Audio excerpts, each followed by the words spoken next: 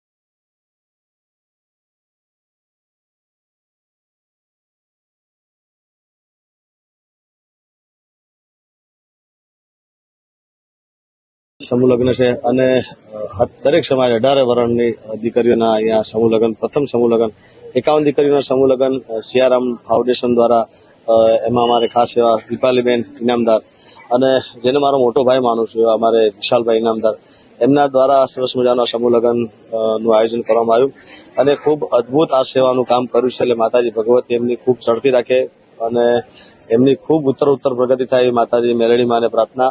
માતાજીના પણ દર્શન કર્યા મેલડીમાં હું આવ્યો છું અને ગુજરાતનું બહુ જ સારું એવું નામ એવા અમારા વડીલ હકાબા ગઢવી પણ એ પણ અહીં આગળ હાજર છે, કીર્તિભાઈ પણ આવી રહેશે। તો બસ આ બધા અમે બધાએ આમાં સહભાગી બન્યા છે અને અમને આ સહભાગી બનવાનો એક પ્રસંગ મળ્યો છે, મોકો મળ્યો છે। તે બદલ સિયારામ ફાઉન્ડેશન, દીપાલીબેનનો અને ખાસ અમારા વિશાલભાઈનો ઇનામદારનો ખૂબ ખૂબ આભારી છું કે એમને આ પ્રસંગમાં હાજરી આપવાનો મોકો મળ્યો। બિલકુલ, સિયારામ ફાઉન્ડેશન ટૂંક જ સમયમાં એસ્ટાબ્લિશ થયું છે અને સિયારામ ફાઉન્ડેશને ટૂંક જ સમયમાં 51 દીકરીઓના લગ્ન કરાવ્યા છે। ભવિષ્યમાં સિયારામ ફાઉન્ડેશન થકી જે કાર્યો થશે એને લઈને આપ સમાજને અને રાજ્યને શું કહેવા સિયારામ વલાસણ મુકામે માતાજી મેલડીમાના સાનિધ્યમાં સિયારામ ફાઉન્ડેશનના મારા આત્મીય વિશાલભાઈ અને દીપાલીબેન દ્વારા 51 દીકરીઓના સર્વજ્ઞાતિ બધી જ જ્ઞાતિની દીકરીઓના સમૂહ લગ્ન પ્રસંગે આવવાનું થયું।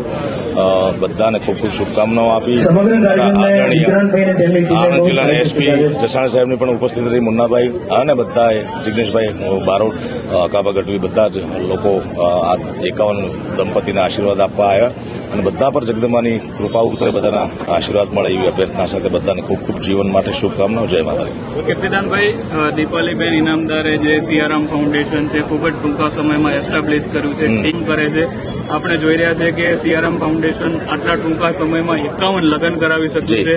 આવનાર સમય માટે દીપાલીબેનને અને સિયારામ ફાઉન્ડેશને આપવું સિયારામ ફાઉન્ડેશન, દીપાલીબેન અને વિશાલભાઈ કરું એવું મારા પ્રયત્નો રહ્યા જ છે। એટલે વલાસણ ગામમાં હંમેશાથી દીકરીઓને ભણાવવા માટે, એમને પગભર કરવા માટે હું કોશિશ કરતી જ હોઉં છું। પછી મને વિચાર આવ્યો કે ગામની દરેક દીકરીઓ કે કોઈ પણ બાપને પોતાની દીકરી બોજ ન લાગે, કારણ કે આજના જમાનામાં લગ્ન કરાવવું એ બહુ અઘરું છે। તો અમને આ વિચાર આવ્યો કે કેમ ના આપણે દરેક દીકરીઓને સરસ રીતેથી પરણાવી, એમને સરસ રીતેથી કરિયાવર આપીએ અને ખૂબ આશીર્વાદ સાથે જો લગ્નમાં આમ ઘરે લગ્ન કરવા જાઓ તો તમને 1-2 જણના આશીર્વાદ મળે, પણ આજે અહીંયા પ્રમુખ સ્વામી મહારાજ, આચાર્ય મહારાજ બધા જ અહીંયા આવ્યા અને આ જોડાઓને આશીર્વાદ આપ્યા, એથી વધારે મોટું શું હોઈ શકે। આપના આયોજન થકી આપના સિયારામ ફાઉન્ડેશનના નેજા હેઠળ આજે 51 નવ દંપતીઓ લગ્નના બંધનમાં બંધાયા છે. આપ અનુભૂતિ શું કરી રહ્યા છો અત્યારે? સાચું કહું તો એવી અનુભૂતિ થઈ રહી છે કે 51 દીકરીઓ નહીં પણ 51 લક્ષ્મીઓ અહીંયા પધારી છે મંદિરના પ્રાંગણમાં, અને આજે એ લોકો અમારી સાથે છે અને એમના માટે કંઈક કરવાનું જે પુણ્ય મળ્યું છે ને, એટલે આજે હું મારી જાતને બહુ ધન્ય અનુભવું છું. આપના થકી અને સિયારામ ફાઉન્ડેશન થકી આવનારા ભવિષ્યમાં કેવા કાર્યો કરવામાં આવશે? જો અમારું સિયારામ ફાઉન્ડેશન હંમેશાથી દીકરીઓ માટે વધારે પડતું આગળ રહ્યું છે, અને હું એવું ઈચ્છીશ કે દરેક દીકરી પગભર થાય. બરાબર, જે પણ બાળક કે દીકરી મારા પાસે આવે અને સહાય માટે, અને એ ખરેખર એમને નીડ હશે તો હું એમના માટે હંમેશાથી